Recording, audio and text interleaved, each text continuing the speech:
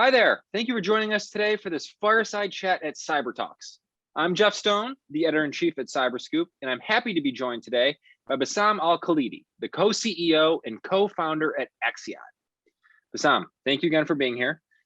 Help us understand how the shift to widespread remote work has changed your thinking about authentication broadly since the beginning of last year.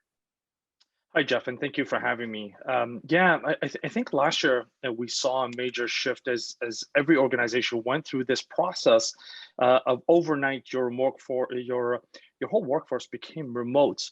It added new challenges to organizations. It added the challenge of a lot of times, we felt a little bit more protected is maybe the right terminology, of being inside our own network perimeter. And now with everything and everyone connecting from all times, from all locations, that added a little bit more headache for a lot of the organizations. Also, what our organizations had to do was overnight, they had to relax their policies. Because it was the nature of things that evolved in such a rapid pace. So when you do that, unfortunately, a lot of new security concerns come up and surface because it's something that you didn't have time to prove out, something you didn't have time to ensure that there's no network security holes here and there, Sure. and just instantly you had to open it up. There's a lot of nuance in that broad category that you just described. One of the things that I think is on a lot of people's mind about policies is passwords. Everyone is tired of passwords. What is the next step, and how do you start to try to convince individuals and organizations to move to a different kind of credential or authentication? Yeah, I think that everyone is aware now that just passwords is not a solution you want to be depending on Right. for your platform security, right? Or for your organization security. I think that the issue that comes with replacing passwords with strong authentication is, and especially if we look at what happened now that you have your whole workforce went remote, or even as we get back to normal, as your workforce now will be a hybrid workforce, right? This is the new reality.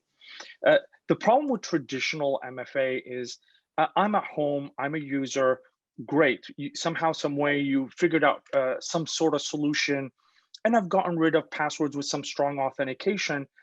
But what happens when that strong authentication, something goes wrong with it? It gets lost, damaged, Right. stolen, expires, right?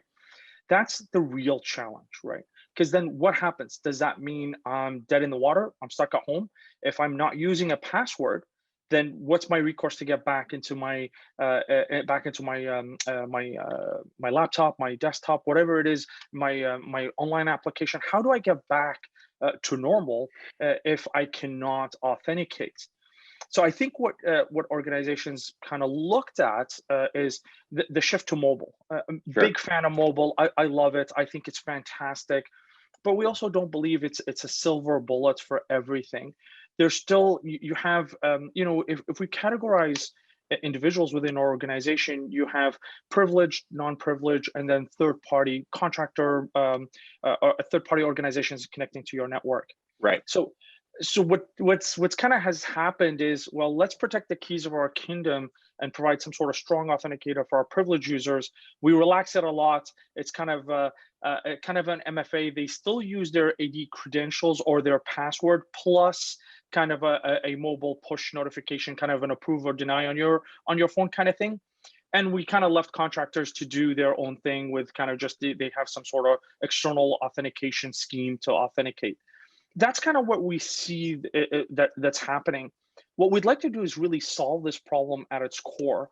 And to solve it is to be able to provide, regardless what users you have authenticating to your environment, what devices are trying to authenticate to your environment, if we can make them all secure and simple, then you'll get a much better adoption rate, and you can be confident in really going true passwordless without having people being locked out. I understand what you're saying. One of the things that is unique, I think, tell me if I'm wrong, about authentication is that this is something that everyone is thinking about. It's not a government only thing. It's not a private sector only thing. It's not different areas only of whether it be Silicon Valley or elsewhere. everyone needs to access their stuff and their accounts and their computers. Is this shift to the future of authentication top down, or is it bottom up? I know that's kind of vague, but are we seeing more individual people demand that they can use hardware or various kinds of MFA for their own devices, and so everything should be that way? Or is this coming from employers and more technology-minded folks who are kind of leading this shift and this transition? Actually, what's happening, it's coming from both sides, right? Okay. From the top-down level, from kind of from regulatory compliance or from an organization, it's coming from that standpoint to protect the company, to protect the brand, to protect the IP, protect the information, protect the service that they provide to their customers. And also then if you look at it from an end user perspective, it's also coming from their side, but from a different point of view. From their side, passwords are becoming a nightmare. You have to change your password every 30, 60, or 90, depending on your compliance level. The passwords are getting longer and more complex. You're not using the same password for every single, different applications have different passwords. So it's becoming a nightmare for end user. It's becoming a nightmare for the IT department to manage it and maintain it and secure it. And it's becoming a nightmare from a corporate level, from a risk perspective, right? We see all the hacks that are happening, and they're happening across the board, regardless what industry you're in. Doesn't matter whether you're in energy, in entertainment, in healthcare, in aerospace and defense, in enterprise. It really doesn't matter. It's across the board. So that's why we see it really coming from both directions. I think the key when we talk to a lot of organizations, when we talk to CISOs and CIOs, is it's really finding that balance between how can we provide the best grade security with the best grade usability, finding that intersect of usability and security. We should not sacrifice one for the sake of the other. And that's really the challenge. Right. I can certainly sympathize with that. And the challenge of making that happen is something that I know is occupying a lot of people's minds. Passwords feel in some ways like a relic, right? It's the kind of thing that we're going to look back on and say, oh my gosh, I can't believe we used to do that for so many generations. When you're looking, though, at this kind of distributed multi-factor authentication, how do you ensure that this is reliable, it's trustworthy, you're not kind of adopting a new replacement that is going to bring you a different set of problems? Yeah, I think it goes through a multitude of things. First, standards. Going into proprietary solutions, we don't believe that's the right approach. In making sure that your solution supports standards. The reason why it gives you a great benchmark of where that solution stacks up from a security and compliance perspective. I can speak, of course, for our own solution. When we looked at creating our cloud platform, of course, because of our background and our previous experience with the US federal government and with the US Department of Defense, we really wanted to provide the best of both worlds, military grade security, but with really simple end user interactions. So how do we find that balance, and how do we meet it? So one, we looked at proven, strong authentication technologies that are out there in the market. We just made them simple and easy to deploy from an end user perspective. So let's look at it from two sides, from the two sides, one from a corporate view and one from an end user point of view. From a corporate standpoint, with our platform, within 43 minutes ballpark, now they can have a platform that they can really provide any type of authenticator that's needed to their community. And that community could be their privileged or non-privileged, third-party contractors or people that they interact with.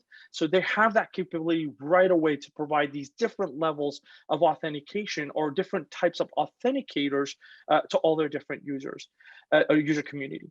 Within an end user, now for myself, I'm within the organization. Now my authentication is really simple. Whether I'm using an external hardware device, whether I'm using the built-in TPM within my laptop, or whether I'm using my mobile phone, simplifying that experience, make it almost like an ATM-like interaction, something I have, something I know. I never need to know my password anymore. True passwordless that works in online, offline, works whether I'm in the office or I'm out of the office, where I'm in the plane, it doesn't matter. It works all the time, every time. I think that's the key, and making it that simple for the end user is really the key. Taking it a step beyond that, giving the user, empowering the user to be able to do everything themselves in a distributed way, in a secure way, is also as important. So being able to ensure that they get their strong credentials securely, and that's something we call airlock. It's a feature that we have in our platform that allows organizations to enforce the adoption rate, so that as soon as they get their new hardware, or as soon as they get that update on their laptop, it will force them to issue their strong authenticator. But then it also allows the organization to enforce the use of the strong authenticator. Even if they knew their password or credential, they can't use it. They will have to use their strong authenticator. And last but not least, every time they log in, it does a quick device health check. Is there an issue with the authenticator? Is it about to expire? Is there something wrong? And giving the user the capability to self-help is tremendous, because now the user is never locked out. They can always, and that's why we call it airlock, is they're never really locked out anymore. They can always self-help themselves at any time they want from their convenience in a secure manner. And that's really kind of the path that one of the building blocks that we've put in place to go to true passwordless.